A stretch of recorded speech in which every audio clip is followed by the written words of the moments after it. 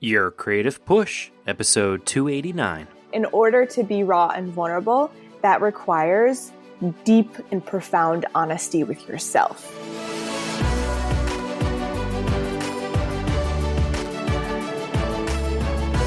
Welcome to Your Creative Push, the podcast that pushes you to pursue your creative passions. I'm your host, Youngman Brown, and my guest today is Amber Ray. Amber is an author, artist, and speaker whose work invites you to live your truth, befriend your emotions, and express your gifts. Her book, Choose Wonder Over Worry, Move Beyond Fear and Doubt to Unlock Your Full Potential, comes out tomorrow, and it is a doozy. If you love this podcast, you are going to love this book. I read it, and it fits in perfectly with everything we talk about in this show, and in today's episode, Amber shines. She talks about pushing herself to be honest and vulnerable in her new book instead of being safe. And she dives into how you can push past your resistances, how you can choose to focus on the people who love your work rather than the people who might not understand it. She explains the difference between toxic worry and useful worry, and how you can use journaling to talk to your worries and your other resistances so that you can push past them. Amber also talks about how and when perfectionism can actually be a good thing, and how we often stop ourselves from progressing, or how we self-sabotage with upper limiting. Amber tells us how she was told from a mentor that her story didn't matter, and how that affected her mindset and her output for years. Amber gives us her suitcase analogy for people who say that they don't have enough time, and she also tells us how we are often afraid to lose our suffering because we're afraid to lose our excuses. And finally, Amber talks about the process of writing the book and how she felt while she was writing the book and how she feels now that the book is finished. This was one of my favorite conversations, one of these conversations that was fully aligned with the thesis of Your Creative Push. So I am so excited for you to listen to this. Be prepared to be inspired. Enjoy. Amber, welcome to Your Creative Push. Thank you. Well, I read your book, so I'm super inspired at the moment. Yes. So I'm very excited to have you on because I think that your book kind of matches perfectly with Your Creative Push, and I'm just very excited to have you on and hopefully inspire some people today. Yeah, let's do it. I'm excited too. Awesome. All right, so I always like to give my guests an opportunity to give kind of a brief bio, sort of how you got to the point you are today in a nutshell. So I'll give it as short as I can. I'll say that I was raised by a entrepreneurial badass mom who taught me to be creative and to like make money and start things and just like follow my curiosities as a kid.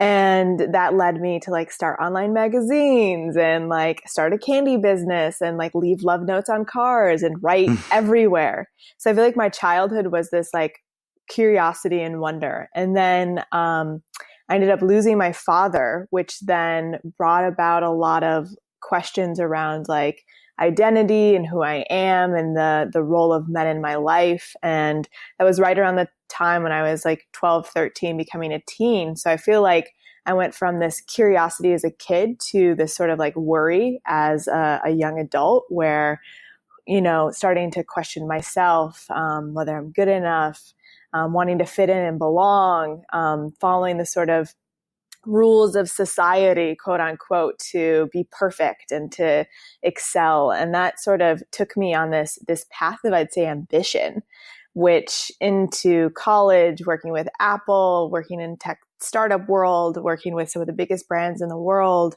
and eventually having, you know, sort of a breakdown moment where I realized like, whoa, how did I get here? And I felt like I had lost touch with that wondrous, curious kid.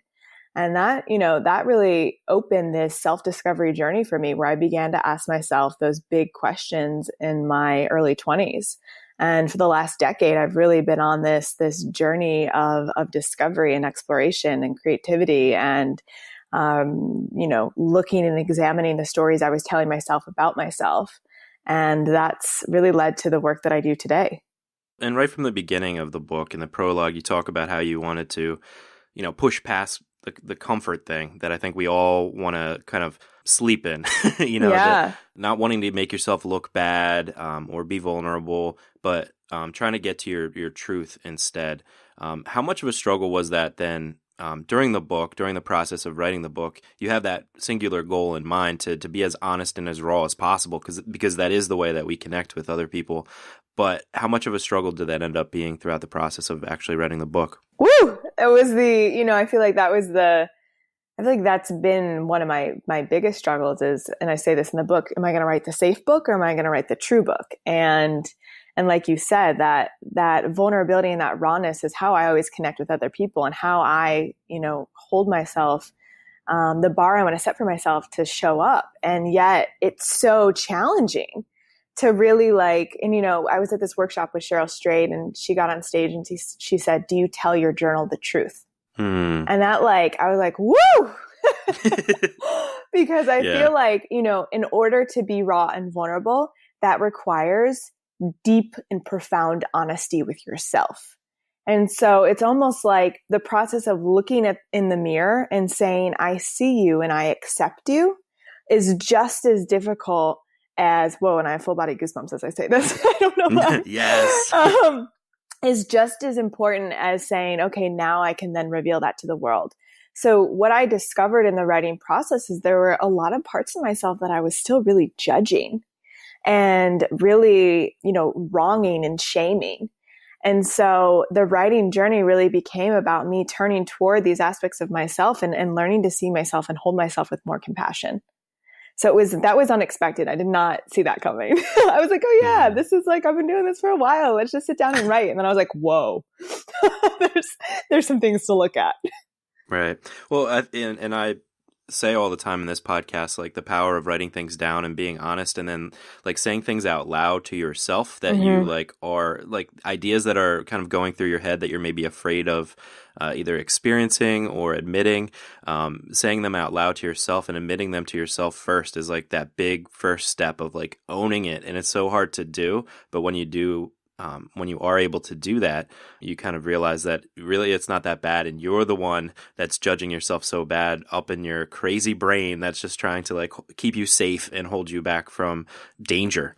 100%. Yeah. Yeah. It's always when we shine a light of awareness on what seems oh so scary, we realize it actually wasn't that scary all along. Right. Well, and then going further with that, then when you start to find an audience or start to put yourself out there and start admitting those things to the world and start sharing your art and your voice and, like you said, your light, you actually had this thing on Instagram recently where it was a little Venn diagram with audience member A, I think is how you worded it. And it's what Amber has to say is kind of shallow and it doesn't matter or something like that. And then person B, I want to get what Amber just said tattooed on my arm. and then it's you. And then as a separate little diagram in the middle. And it's focus on person B, focus on person B. I think that's one of the hardest things to do because those are the only people that matter, the people that kind of stick to our truth or the people that really relate to what we're trying to put out there. And we focus so much on the people that are either going to gloss by what we have to say and just, ignore us, not necessarily hate us, but these imaginary people that we feel are haters. Yeah. Yeah, and it's so funny. When I first drew that diagram, I wrote, don't focus on person A, don't focus on person A, which if you just look at from a language perspective is me still focusing on person A. And I thought that was so interesting. And, it's our brain is wired this way to spot, and I can't speak to this deeply, but it's to spot those either the negative spots or spot the places where, we feel hurt. We'll be on stage and maybe most of the room is resonating, but we'll notice that one person whose face is sort of their eyebrows are sort of, crunched and their face is a little wrinkled and they're looking what is this person talking about? We'll focus on that one person, not the entire room that's celebrating us. And so it's why do we do that? And when I was reflecting on it, I realized that it's the one person is the one person who's still reflecting inside of me, a part of myself that I'm not, that I'm still judging or not embracing or accepting, which was actually an epiphany I had when I was drawing that piece. I was like, oh, wait, this is actually just a mirror. And I'm just Right. seeing a part of myself through this person. And why can't I see myself through all these other people who are celebrating me? And so I feel like, in terms of like navigating rejection, which is always going to be there, so my guilty pleasure is American Idol. Yes. Which I have to say is very healing for this like book process, because these people get on stage, they like give their whole heart, and most of them are asked to leave. And Katy Perry last night was just like, no matter what, know that you are always enough. And like they were talking about how it takes thousands and thousands of no's to get to that one yes. And so I feel like the journey of experiencing rejection is about really the journey of having compassion for the parts of yourself you tend to judge, and really celebrating who you are and all of who you are. Yeah, and that one person in the audience in your example, they probably we always make it seem like, oh, they hate what I have to say, but maybe they just had to go to the bathroom really bad or something. And then when they do actually exit, they're just going to the bathroom. They're not so fed up with what you have to say that they, Totally, they have to walk out. totally. Yeah, there's always what actually happens and what we make that mean. Right. And, in between that is the story we tell ourselves. And so it's funny you say that, because this actually happened to me. And afterwards, of course, I didn't go to the group of people who were so excited to talk to me. I went up to that one person and I was like, hey, it looked like something wasn't resonating for you. He's like, oh, I had a really bad stomach ache. Oh, yeah, see? And I was like, oh, okay. So I had that impact my entire performance, trying to please you. Yeah. And it's so interesting how we can get hooked by that. Yeah. And it's kind of like you just have to, like you said, just focus on person B. Yeah. In your book, you also say, what would you pursue if success or failure didn't matter? And I think that's one of the guideposts that creative people especially should really focus on. It's that thing that makes you happy and not worrying about the end result anyway. Yes, completely. Otherwise, you just suck the joy out of the creative process. Why are we doing it? Are we doing it to suffer and experience pain? I don't think so.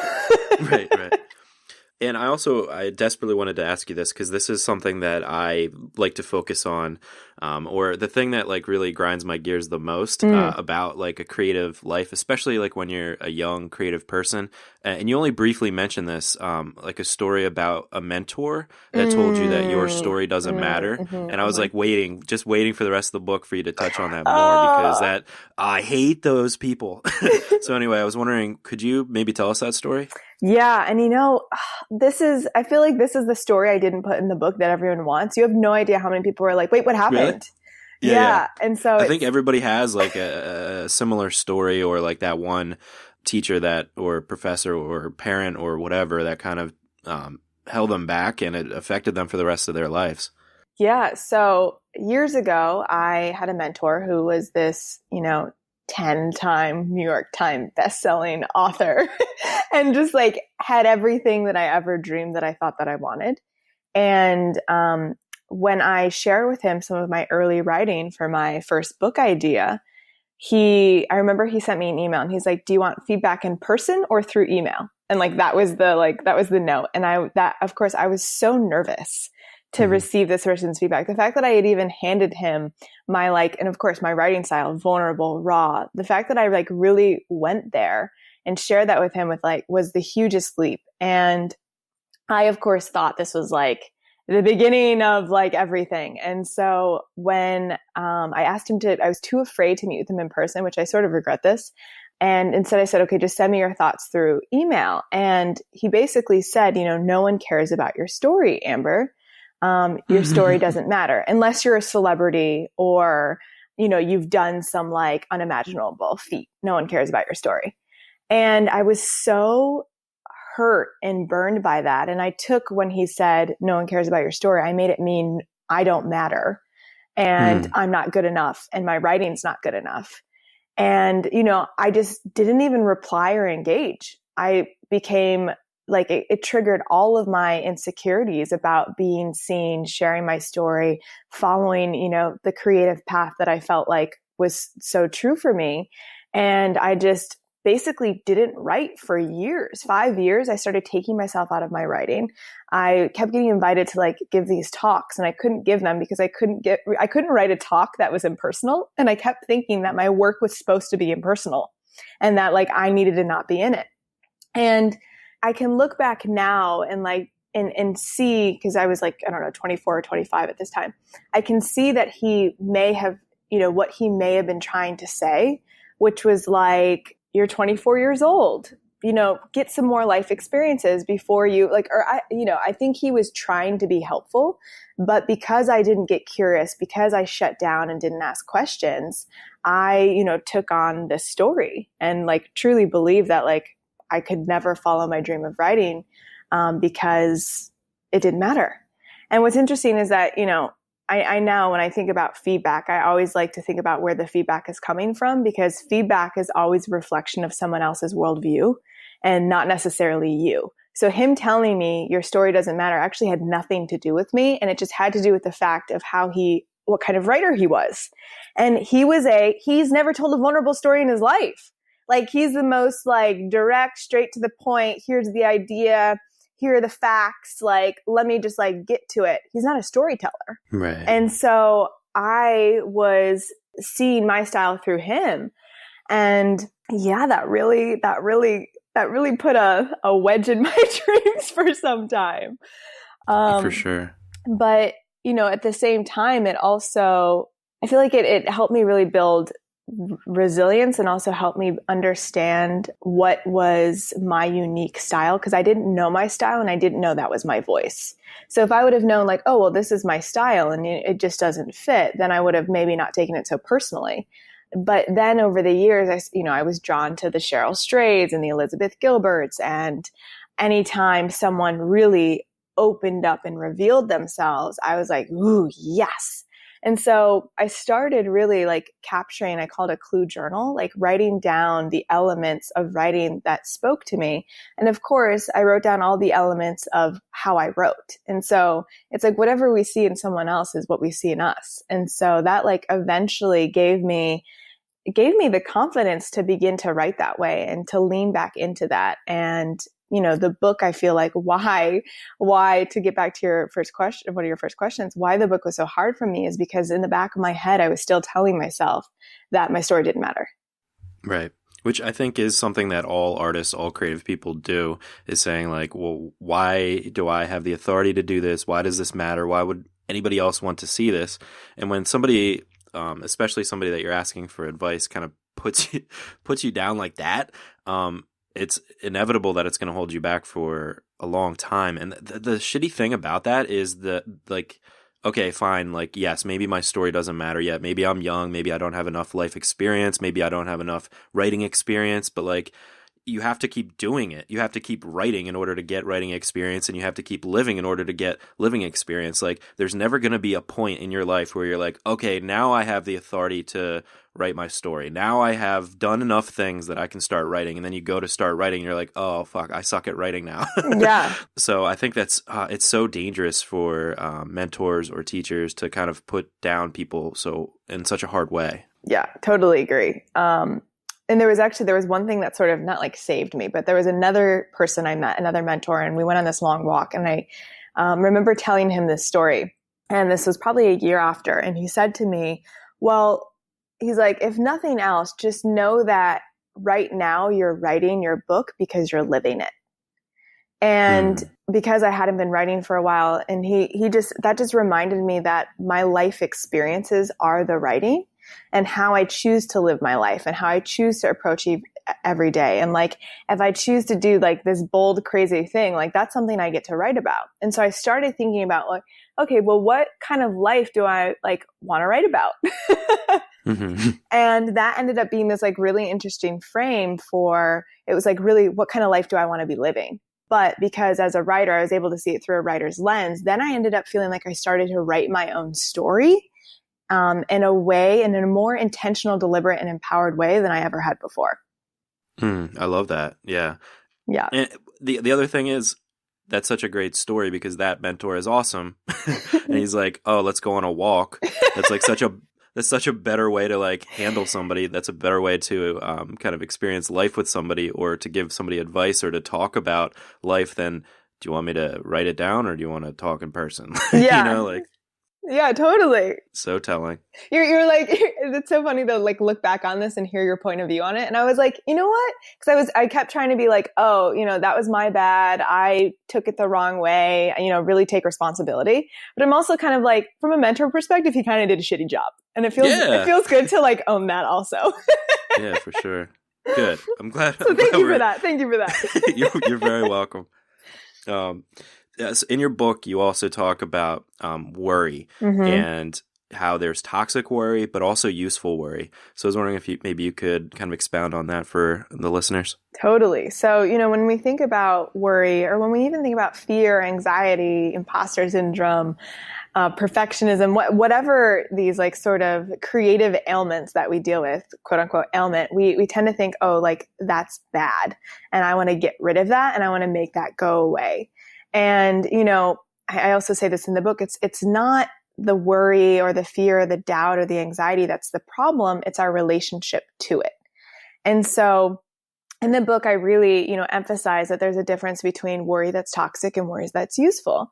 And toxic worry are those like nonstop ruminating thoughts that spin and spin and spin and hook us in our mind. Like, I'm not good enough. Does my voice matter? Who am I to do this? Are they better than me? Or, that goes on and on and on.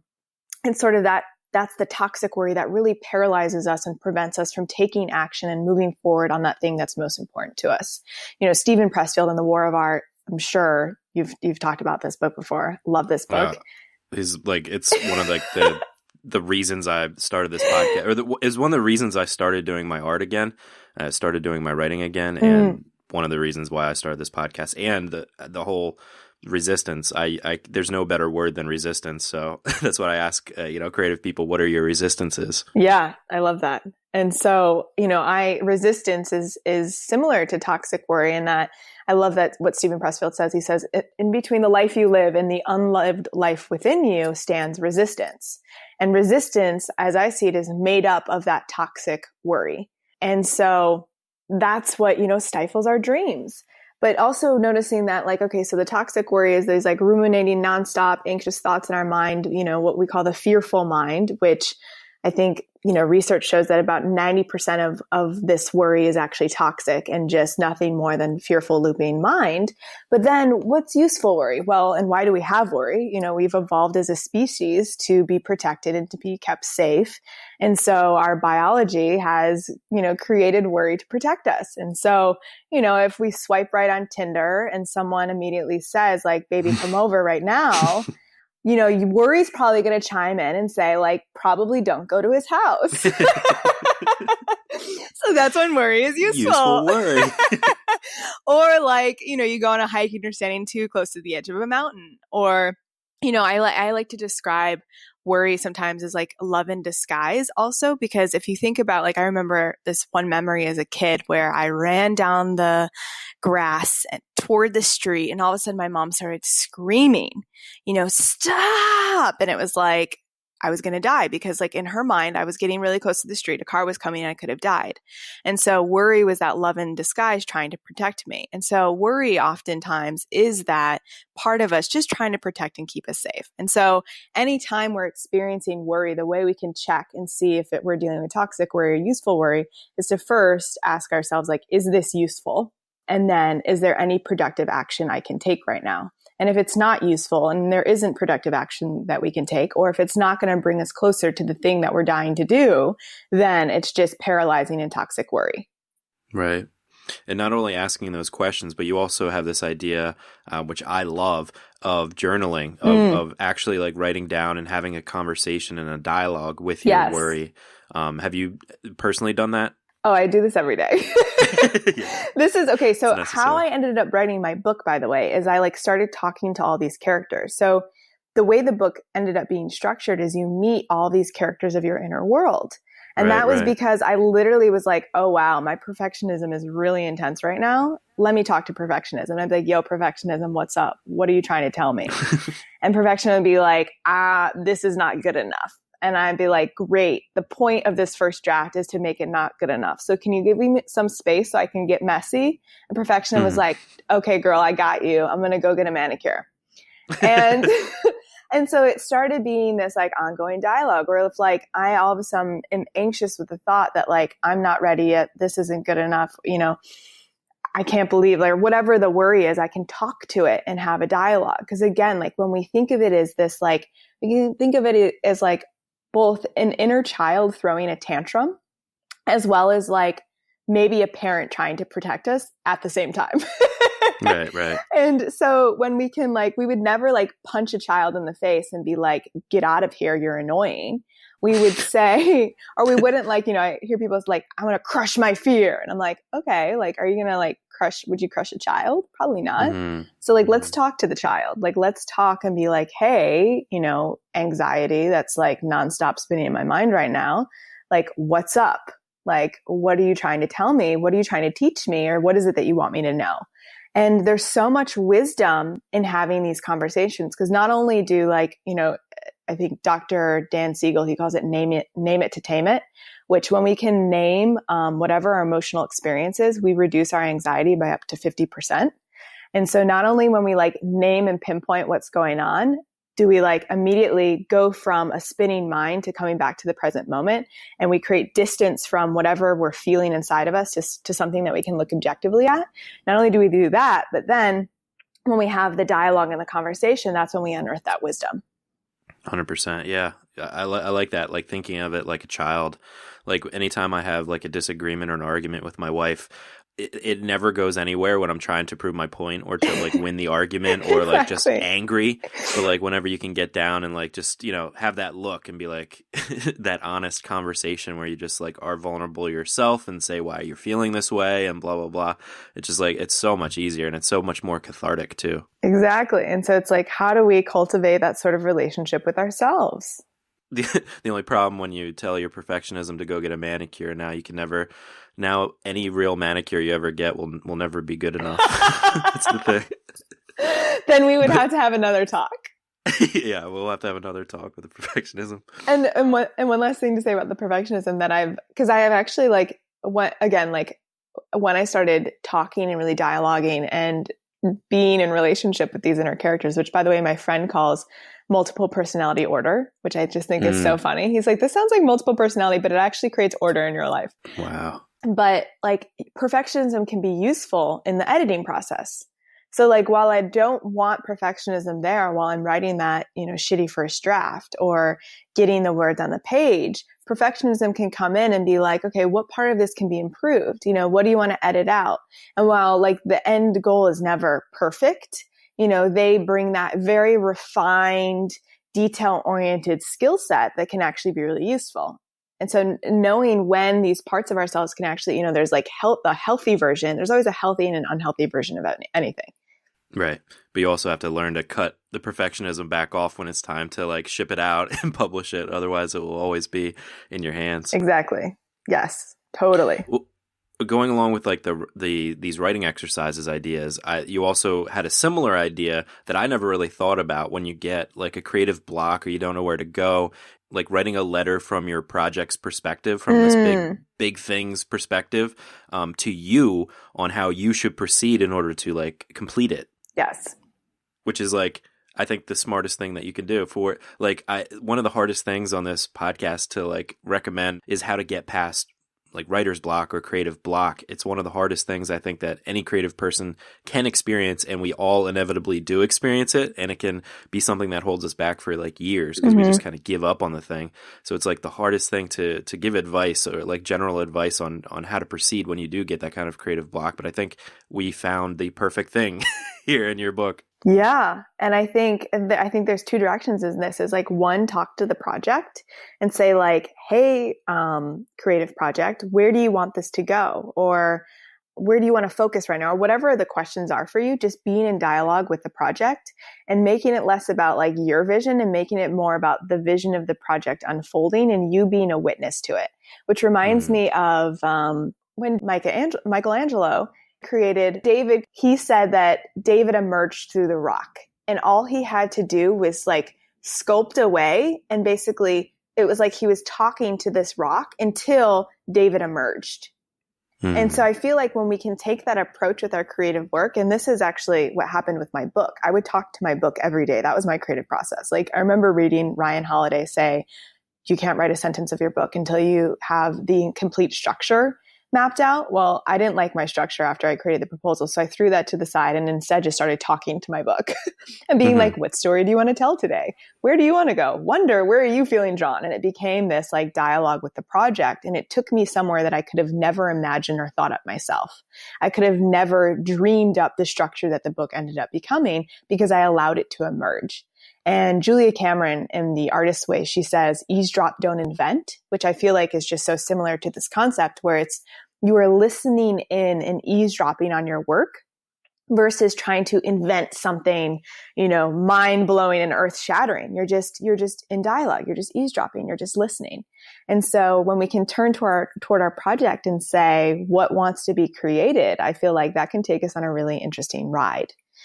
And the second thing I'll say around blocks, my other favorite trick with blocks is to talk to the block. So like talk to the project and then also talk to the block and say like, I'll be like, hey block, why are you showing up? Is there a reason you're here? And like, what is it that you want me to know? Again, and oftentimes like I get really, sometimes it's like, well, because I'm annoyed, but sometimes, sometimes it's like, because I'm hesitating because there's wisdom in this hesitation and I want you to go deeper here. Will you look closer at this? And I'm like, oh, that's interesting. And then like some creativity emerges that I would have just brushed over. Yeah. I'm also like you. Structure kind of freaks me out. And when I think in that mindset of like structuring a whole thing, my creativity kind of just goes away. Yeah. Like it's a different part of my brain. Totally. The best way that I create is by just diving in and seeing kind of what comes up, what comes out of it. And then when I come up for breath, I can kind of see what I've got. And like you said, allow that perfectionism to kind of come in and start cleaning things up. You also talk in the book about upper limiting, which is something that I never thought about, but when I was reading it and thinking about my own life, this is definitely something that I've experienced, not just with my writing or my creativity, but also with like relationships and like stuff like that. So could you describe that for the audience? Because it really changed the way I thought about certain things. Oh, yeah. Oh, Gay Hendricks. And he's a psychotherapist and he wrote a book called The Big Leap. And he coined the term upper limiting, which basically is that we have a certain amount of success, joy, and abundance that we feel like we can experience and we deserve in our lives. And so say like our thermometer is set at like 90 degrees. Anytime we get to 91, 92, 93 degrees, we'll upper limit, which is basically we'll worry or we'll have an anxious thought or we'll self-sabotage to bring us back down to a place where we're more comfortable, into a place, where we feel like we deserve and we belong. And so upper limiting can show up anytime like this happens, like if you're about to have a big show and you get sick or you like get the job of your dreams and you like drink 3 bottles of wine. It's like, some self-destructive, self-sabotaging behavior. And, what Gay also said is that he hasn't met a person who like doesn't upper limit. There's actually I'll send you a link. There's this amazing article online where he distills like the 4 core reasons why we upper limited. I can't remember them off the top of my head, but it's like one of the most profound articles I've ever read. Awesome. Yeah, cool. And then we'll link that in the show notes page as well. Perfect. It's scary too, because, I've done it, like I said, with even this podcast where it's just like you kind of reach a point where you like reach a plateau and you just do the same things as opposed to like innovating or pushing further. And in relationships too, where it's like, why am I doing this? Like, why am I essentially like sacrificing my happiness because I'm like afraid to like have this thing be even happier? You know what I mean? Yeah, it's like as soon as we hit a high point, I noticed this in our like my relationship with my fiance, things are going so well, and then we pick a fight. And we pick a fight because things are going so well.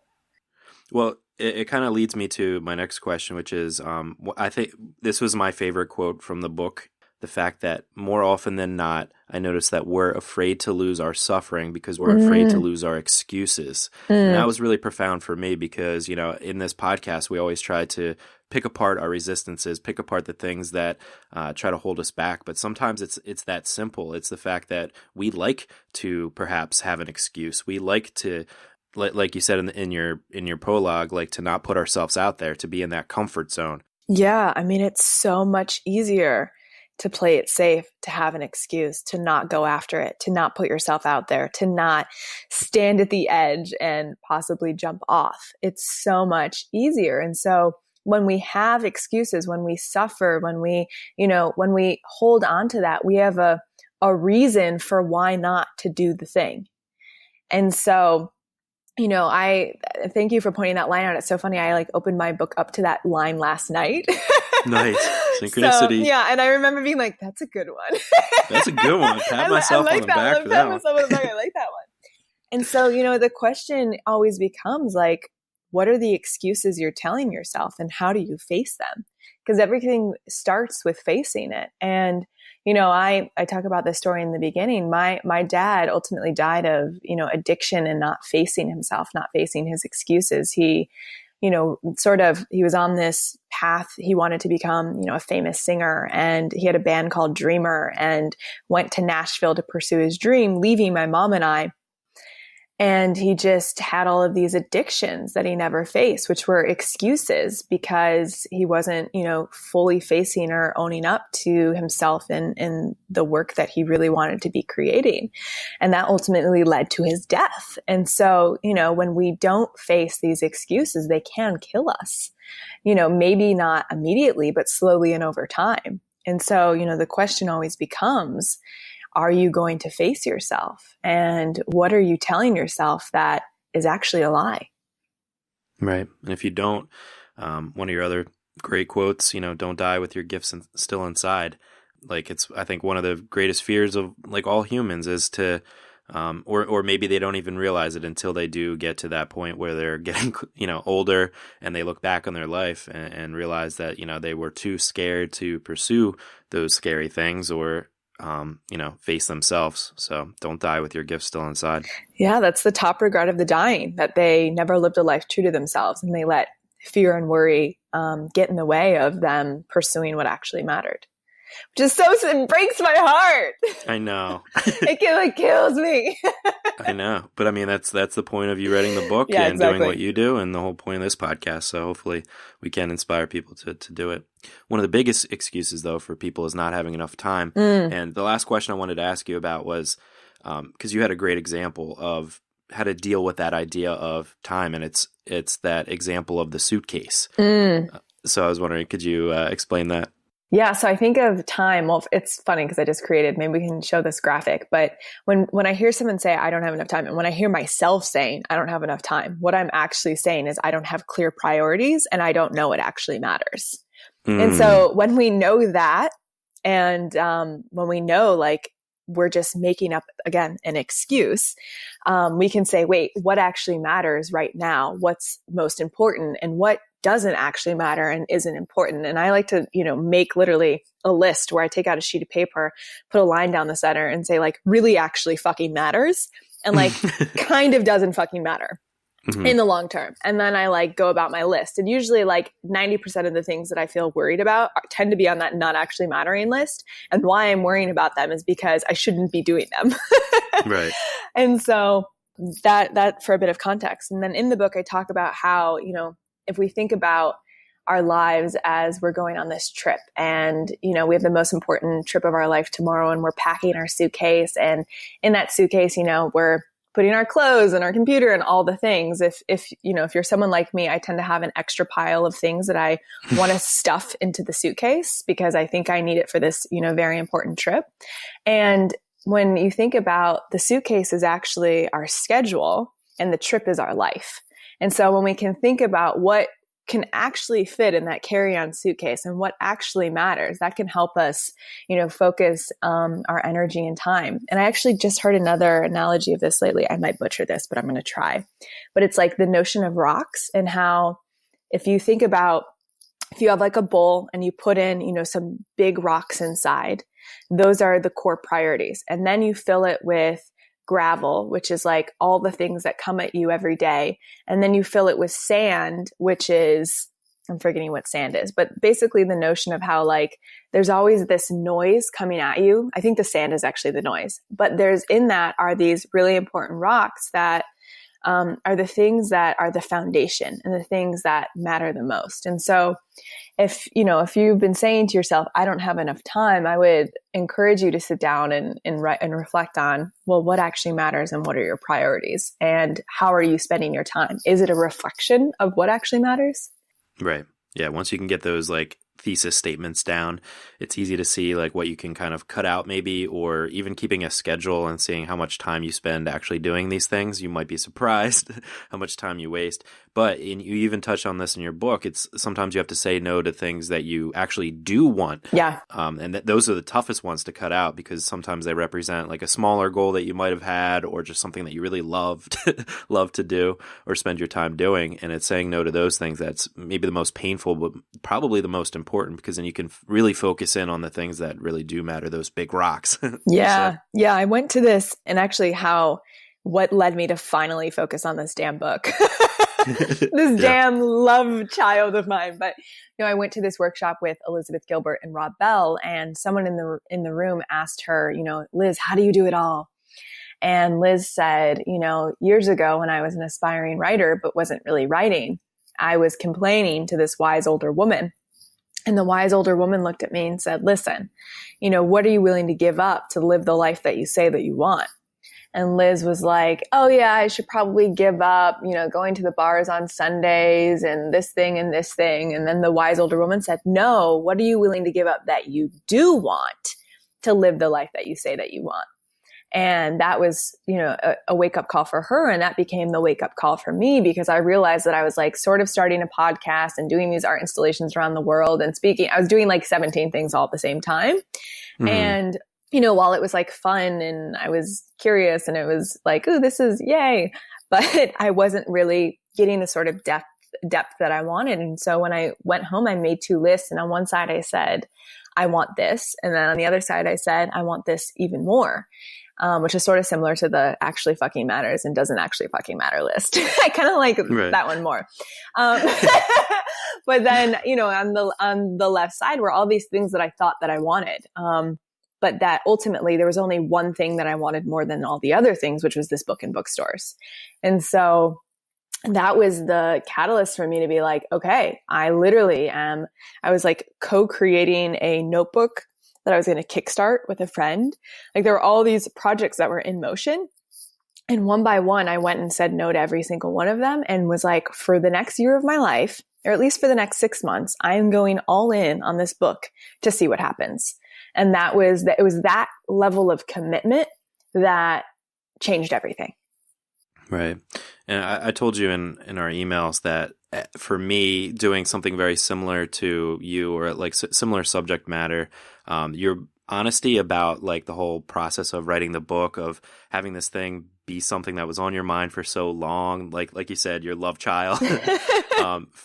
I definitely related to a lot of the resistances that you had. And so it's super inspiring, specifically to me, as I am preparing to write my book. Yeah. So inspiring. And I thank you so much for doing it. I want to ask you, how does it feel now that you've birthed the love child, and it's like a real thing, a real tangible thing, and gonna come out tomorrow? Yeah. How does that feel? It is the greatest fucking feeling in the world. Yeah. And I mean that with all of me. And I will say that it was about a decade ago that I took a leap from my job in tech to go discover, like I knew there was something inside of me that wanted to be revealed, or I knew that I could feel this energy in my body that I couldn't explain what it was, but I knew that it was trying to take me somewhere. And I let it take me on this journey. And it was because I knew that there was something like this, even though I didn't know what that was yet. And, I spent a decade doing so many experiments because I knew I would know the feeling when I did the thing that felt true, if that makes sense. And so I took this art project around the world and I like did all these different things. And there were so many times when I got to the finish line and I was like, that was a really cool learning experience, but like not feeling it yet. And I feel like this entire time I was looking for this resounding sense, and I'm going to try and explain it right now, this resounding sense of like presence and like a depth of care and just like a sense of alignment, really. And I will say that birthing this book is, I feel, in 100% complete, wholehearted alignment with it.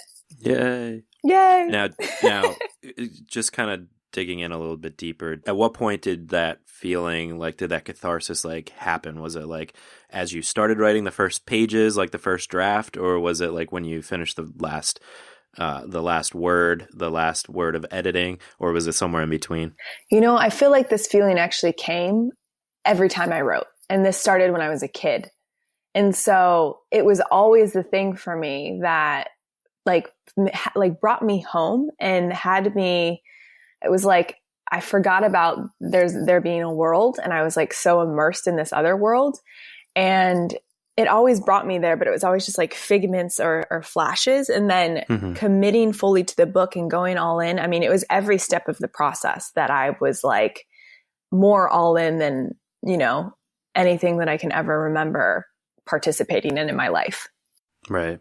Yeah, I like that. That we talked about in the beginning of the episode, like that childlike wonder, and like when you're a kid and you can go out and explore all day, or you can get lost in coloring or fill in the blank. Like you have this unique ability as a kid to be able to like get lost in life and in what you're doing. And I feel like we definitely lose that at a certain age.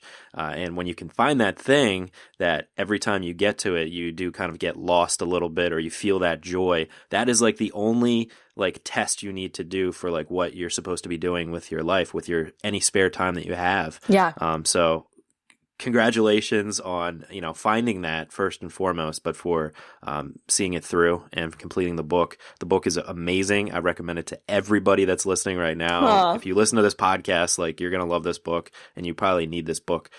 So we will have that linked up at choosewonder.com. And we'll have everything linked up at today's show notes page, yourcreativepush.com/Amber Ray. Amber, the way we like to end this podcast is with the final push. And this is where I ask you to reach through the microphone and grab the shoulder of one of the listeners that you've already really inspired today, and just give them your best final words of advice and really push them to pursue their own creative passions. Okay, I'm reaching through the microphone. I'm looking you in the eyes, and I'm saying, there is something inside. I'm shaking you. There is something inside of you dying to be born, and you know it. You feel it. You feel the urgency of it. And I have the sense that you may not be paying as much attention to it as you would like. My question for you is, what is that thing, and how will you spend 5 minutes with it today? And how will you spend 5 minutes with it tomorrow? And how will you cultivate this love affair with that thing that is dying to come through you? I love it. The love affair for the love child. It's perfect. Amber, thank you so much for coming on the show today, for sharing your story, for sharing your process, and sharing your advice. I really appreciate it. Of course, this was so fun. Yeah. Yay. And you can find Amber on her website, amberray.com, AMBERRAE.com. The book, choosewonder.com. And on Instagram, she is Hey Amber Ray. And again, we'll have that all linked up to today's show notes page, where you can get the book Choose Wonder Over Worry at yourcreativepush.com/Amber Ray. Amber, thanks again. Thank you. My hugest of thank yous to Amber for coming on the show. It's always a pleasure to talk to like-minded creative people, but I feel like with Amber today, we got, at least I got, somebody who is thinking exactly the same way I am, trying to encourage people to get to their creative passions and to push past their resistances. So thank you so much to her. And she said everything so well today, but two things I just wanted to briefly recap on for you. Number one, the idea of treating your resistances, treating your inner worries, treating your inner doubts with love. Like Amber said, you can think of worry as both that inner child throwing a tantrum, as well as a parent trying to protect you. and you wouldn't crush a child, right? But at the same time, here the day after Mother's Day, you wouldn't want to crush your own mother, your own parent. All of those things inside of you that are trying to hold you back are just trying to protect you. So just remember that before you try to crush your own resistances. Remember that it's just yourself trying to protect yourself. So if you can have some compassion for those inner resistances, those inner worries, those inner doubts, remember that it's still inside of you. So it's still a part of yourself. So just treat yourself a little bit more lovingly. Don't be so hard on yourself, and try to open up that dialogue with yourself, with your inner doubts and your inner worries. And secondly, the idea of upper limiting, which is, I think the first time I started really thinking about this was my conversation with Amber, or actually in reading her book and then talking to her about it. But it's so true that I have done this to myself. I have started to see success, started to see happiness, started to see kind of the path unfolding before me, and I have wimped out and self-sabotaged for sure. And it wasn't a conscious decision, but it was something that I definitely have done to myself in the past, and something that I'm trying to be mindful of in the future. And it's something that you can slip into so easily as things start to become good, as you start to become happy about the fact that you're along the right path and things are starting to go well. You're starting to feel good. Perhaps you're even starting to make money, and you're just seeing the fact that this could be a reality. Like, you are creating your own reality, and then you just pull yourself back, because that is a scary thing to kind of see this open world, this open universe, this path before you, and you know that you can continue to go on that journey, but it's very unknown. Don't upper limit. Don't pull yourself back. Remember that you deserve every happiness in the world. You are a human being and you deserve it. Do not pull yourself back. Instead, lean into it. My wife and I have been talking about this recently, that the fact that sometimes, like, when we're feeling a little bit bad, like, we, especially on weekends, it seems, we kind of lean into that sadness and kind of that laziness and or even sickness. Like, when we're starting to feel sick, we lean into it. And it's really important to lean the other way. Lean into the good things in life. Lean into those happy feelings when you're getting them, and hold on to them for dear life. Do not look back, and do not self-sabotage. It's very easy to do, and most of the time you don't realize that you're doing it. And that's the importance of journaling, and like Amber was talking about this whole episode, of dialoguing with your inner critic or your inner worries or whatever it is that you're going through, and to see if you're starting to upper limit or hold yourself back. If you can realize something like that from the jump and reel yourself back in and realize that you do deserve happiness and that you should still go full force into those happy feelings and those things that are bringing you joy, do it. Bring yourself back and really go full force into those happy feelings, those good feelings, those things that hopefully continue to bring you further joy, further success, because God damn it, you deserve it. On our next episode, we have Jan Urschel. Jan is a freelance concept designer and illustrator working in the entertainment industry, designing for feature films and video games. And he has worked for everybody. He's worked for Paramount Pictures, Warner Brothers, Lucasfilm, Marvel, EA, Sony, Ubisoft, LucasArts, like the list goes on and on. But you would not be able to tell, because he is one of the most humble guys I've talked to, and it really comes through in the episode, because he dives deep into the things that have held him back over and over again, until he found himself where he is today. If you want to find out more about Jan, you can head to his website at hendrixdesign.com, or on Facebook, Instagram, Tumblr, basically everything. He is Jan Urschel. That's JANURSCHEL. But we will have that all linked up for you today at today's show notes page at yourcreativepush.com/289. But that is all I've got for you today. So hopefully you were inspired to go and get your work done. So go and get it done, and we will be here for you next week if you need that push again. I love you all so much. Go and get some amazing work done, and we will see you next time. Bye. Never miss a push. Head to yourcreativepush.com/subscribe to find the easiest way for you to subscribe to the podcast.